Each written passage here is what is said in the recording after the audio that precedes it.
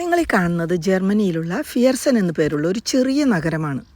യൂറോപ്പിൽ എല്ലായിടത്തും തന്നെ വഴികളും നഗരങ്ങളും പാർക്കുകളുമെല്ലാം അലങ്കരിക്കുന്നതിന് പലതരത്തിലുള്ള സ്കൾപ്ചേഴ്സ് അഥവാ ശില്പങ്ങൾ ഉണ്ടാക്കി വെച്ചിരിക്കുന്നത് നമ്മൾ കണ്ടിട്ടുണ്ട്.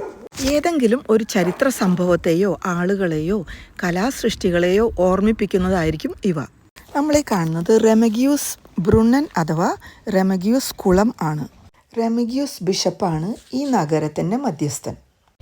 4-ാം നൂറ്റാണ്ടിൽ ഫ്രാൻസിൽ ജീവിച്ചിരുന്ന എല്ലാവർക്കും പ്രിയങ്കരനായ ഈ ബിഷപ്പ് 100 വയസ്സുവരെ ജീവിച്ചിരുന്നത്രേ.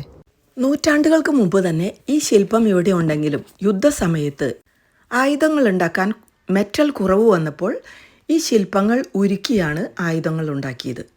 യുദ്ധം അവസാനിച്ചപ്പോൾ വീണ്ടും ഈ ശില്പങ്ങളെ ഇവിടെ പുനഃസ്ഥാപിച്ചു. ബിഷപ്പിൻ്റെ പുറകിൽ കാണുന്നത് 4 സുവിശേഷകന്മാരെ പ്രതിനിധീകരിക്കുന്ന രൂപങ്ങളാണ്.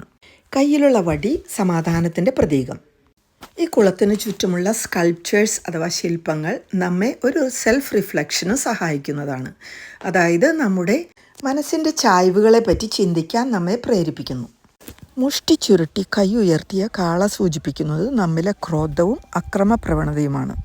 നമ്മോട് തന്നെ നമുക്ക് തോന്നുന്ന അതൃപ്തിയും അമിതമായ സ്നേഹവുമാണ് ഈ പാമ്പിൻ്റെ ശില്പം നമ്മെ സൂചിപ്പിക്കുന്നത്.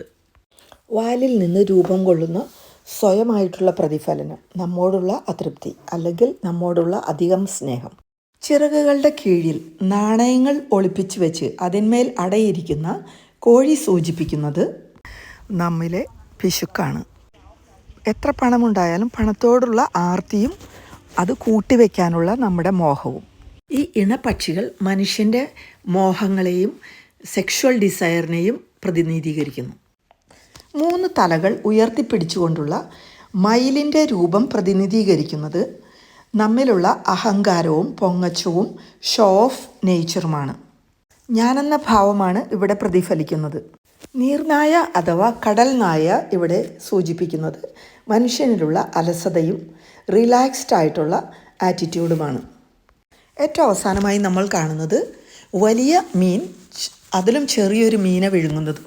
എന്നാൽ മനുഷ്യൻ്റേതുപോലുള്ള കൈകളിൽ ചെറിയ മീനുകളും ആയുധങ്ങളും ഉള്ളതാണ്.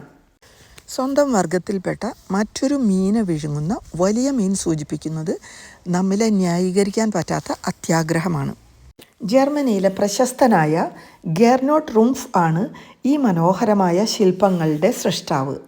2025 ജനുവരിയിൽ മരണമടഞ്ഞ റുംഫിൻ്റെ കലാരൂപങ്ങൾ ജർമ്മനിയിലെ വിവിധ സംസ്ഥാനങ്ങളിലും ഇസ്രായേലിലും ജപ്പാനിലുമുണ്ട്. പക്ഷിമൃഗാദികളും ബൈബിൾ കഥാപാത്രങ്ങളും ഫൗണ്ടനുകളുമാണ്